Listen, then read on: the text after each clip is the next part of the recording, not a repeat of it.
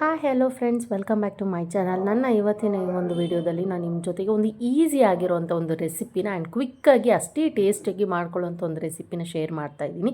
Even bachelors ಕೂಡ ಈ ಒಂದು ರೆಸಿಪಿನ ಫಸ್ಟ್ ಟೈಮ್ಗೆ ತುಂಬ ಟೇಸ್ಟಿಯಾಗಿ ಮಾಡ್ಕೋಬೋದು. ಅಥವಾ ಮನೆಯಲ್ಲಿ ವೈಫ್ ಏನಾದರೂ ಊರಿಗೆ ಹೋಗಿದ್ದಾಗಲೂ ಸಹ ನೀವು ನನಗೆ ಅಡುಗೆನೇ ಬರೋಲ್ಲ ಅನ್ನೋರು ಕೂಡ ಇದನ್ನು ತುಂಬ ಫಾಸ್ಟಾಗಿ ಟೇಸ್ಟಿಯಾಗಿ ಒಂದು ಸ್ಟ್ರೀಟ್ ಸ್ಟೈಲಲ್ಲೇ ನಾವು ಮಾಡ್ಕೊಳ್ಳುವಂಥದ್ದು ಒಂದು ಎಗ್ ಫ್ರೈಡ್ ರೈಸ್ ಅಂತಲೇ ಹೇಳ್ಬೋದು. ಸಿಂಪಲ್ ಆಗಿರೋದು, ಇದಕ್ಕೆ ಹೆಚ್ಚು ಯಾವುದೇ ಥರ ಇಂಗ್ರೀಡಿಯೆಂಟ್ಸ್ ಬೇಕಾಗಿಲ್ಲ. ಇಲ್ಲಿ ನಾನು ಒಂದು 2 ಮೀಡಿಯಮ್ ಸೈಜ್ ಈರುಳ್ಳಿನ ತೊಗೊಂಡಿದ್ದೀನಿ, ಒಂದು 3ರಿಂದ 4 ಮೆಣಸಿನ್ಕಾಯಿನ ತೊಗೊಂಡಿದ್ದೀನಿ, ಅದ್ರ ಜೊತೆಗೆ ಒಂದೇ ಒಂದು ಕ್ಯಾಪ್ಸಿಕಮ್ನ ತೊಗೊಂಡಿದ್ದೀನಿ, ಹಾಗಿಲ್ಲಿ ನಾನು ಸೋಯಾ ಸಾಸ್ನ ತೊಗೊಂಡಿದ್ದೀನಿ.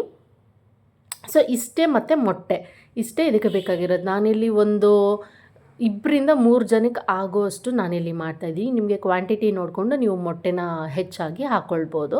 ತುಂಬ ಸಿಂಪಲಾಗಿ ಫಾಸ್ಟಾಗಿ ಆಗುತ್ತೆ, ತುಂಬಾ ಟೇಸ್ಟಿಯಾಗೂ ಸಹ ಇರುತ್ತೆ. ಸೊ ನಾನಿಲ್ಲಿ ಬಾಣಲೆ ಇಟ್ಕೊಂಡು ಎಣ್ಣೆ ಹಾಕಿ ಅದು ಬಿಸಿ ಆದಮೇಲೆ ನಾವೇನು ಈರುಳ್ಳಿ ಕಟ್ ಮಾಡ್ಕೊಂಡಿದ್ವಲ್ಲ ಅದನ್ನು ಹಾಕ್ಕೊಂಡು ಚೆನ್ನಾಗಿ ಈರುಳ್ಳಿ ಒಂದು ಸ್ವಲ್ಪ ಬ್ರೌನ್ ಕಲರ್ ಬರೋವರೆಗೂ ಇದನ್ನು ಫ್ರೈ ಮಾಡ್ಕೊಳ್ಬೇಕಾಗತ್ತೆ. ಅದು ಈರುಳ್ಳಿ ಫ್ರೈ ಆದಮೇಲೆ ನಾವು ಕಟ್ ಮಾಡಿದಂಥ ಹಸಿಮೆಣಸಿನ್ಕಾಯಿನೂ ಸಹ ಹಾಕ್ಕೊಂಡು ಚೆನ್ನಾಗಿ ಅದು ಎಣ್ಣೆಯಲ್ಲಿ ಖಾರನ ಬಿಡೋವರೆಗೂ ಫ್ರೈ ಮಾಡಿಕೊಂಡು, ಅದಾದಮೇಲೆ ಕರಿಬೇವಿನ ಸೊಪ್ಪು ಹಾಗೂ ಶುಂಠಿ ಬೆಳ್ಳುಳ್ಳಿ ಪೇಸ್ಟನ್ನು ಸಹ ಇಲ್ಲಿ ನಾನು ಹಾಕ್ಕೊಂಡು ಚೆನ್ನಾಗಿ ಅದು ಹಸಿ ವಾಸನೆ ಹೋಗೋವರೆಗೂ ಹುರ್ಕೊಳ್ಬೇಕಾಗುತ್ತೆ.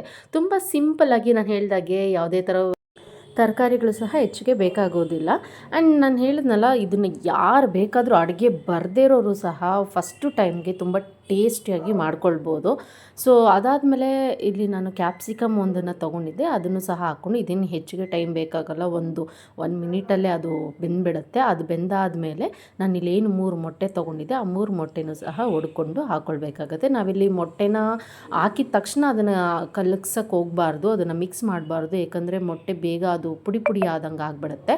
ಸೊ ಅದು ಒಂದು ಸ್ವಲ್ಪ ಬೆಂದಿದೆ ಅನ್ನೋ ಟೈಮಲ್ಲಿ ನಾವು ಮಿಕ್ಸ್ ಮಾಡಿಕೊಂಡಾಗ ನಮಗೆ ಆ ಮೊಟ್ಟೆ ಏನಿರುತ್ತಲ್ಲ ಅದು ತುಂಬ ಕ್ವಾಂಟಿಟಿ ದಪ್ಪದಾಗಿ ಬರುತ್ತೆ. ಆಗ ನಮಗೆ ರೈಸಲ್ಲಿ ಕಲಿಸ್ಕೊಂಡಾಗ ತಿನ್ನೋದಕ್ಕೆ ತುಂಬಾ ಚೆನ್ನಾಗಿರುತ್ತೆ. ಸೊ ನಾನಿಲ್ಲಿ ಆಲ್ರೆಡಿ ರೈಸ್ನ ಉದುರಾಗಿ ಮಾಡ್ಕೊಂಡು ಇಟ್ಕೊಂಡಿದ್ದೀನಿ. ಅದನ್ನು ಬಿಸಿ ಇರುವಾಗಲೇ ಹಾಕ್ಕೊಳ್ಬಾರ್ದು, ಅದು ಮುದ್ದೆ ಥರ ಆಗಿಬಿಡುತ್ತೆ. ಸ್ವಲ್ಪ ಉದುರಾಗಿ ಆರಿದ್ಮೇಲೆ ನಾವು ರೈಸ್ನ ಅದಕ್ಕೆ ಹಾಕ್ಕೊಂಡು ಮಿಕ್ಸ್ ಮಾಡ್ಕೊಳ್ಬೇಕು.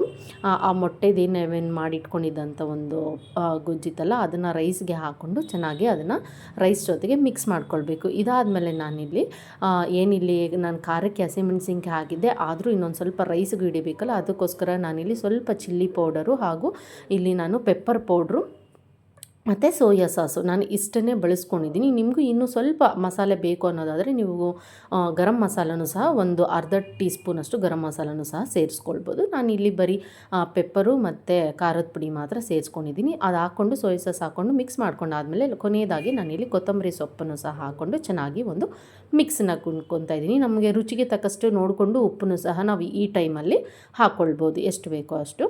ಸೊ ಇದೇ ನೋಡಿ ಎಷ್ಟು ಸಿಂಪಲಾಗಿ ಮಾಡಬೇಕಾದಂಥ ಒಂದು ರೆಸಿಪಿ, ತುಂಬಾ ಟೇಸ್ಟಿಯಾಗಿರೋದು. ನಿಮಗೆ ಈ ಒಂದು ರೆಸಿಪಿ ಇಷ್ಟ ಆಗಿದರೆ ಲೈಕ್ ಮಾಡಿ, ಶೇರ್ ಮಾಡಿ ಹಾಗೂ ನನ್ನ ಚಾನಲ್ನ ಸಬ್ಸ್ಕ್ರೈಬ್ ಮಾಡ್ಕೊಳ್ಳಿ. ಮತ್ತೆ ಒಂದು ವಿಡಿಯೋ ಜೊತೆಗೆ ಸಿಗ್ತೀನಿ. ಅಲ್ಲಿವರೆಗೂ ಥ್ಯಾಂಕ್ ಯು ಫಾರ್ ವಾಚಿಂಗ್.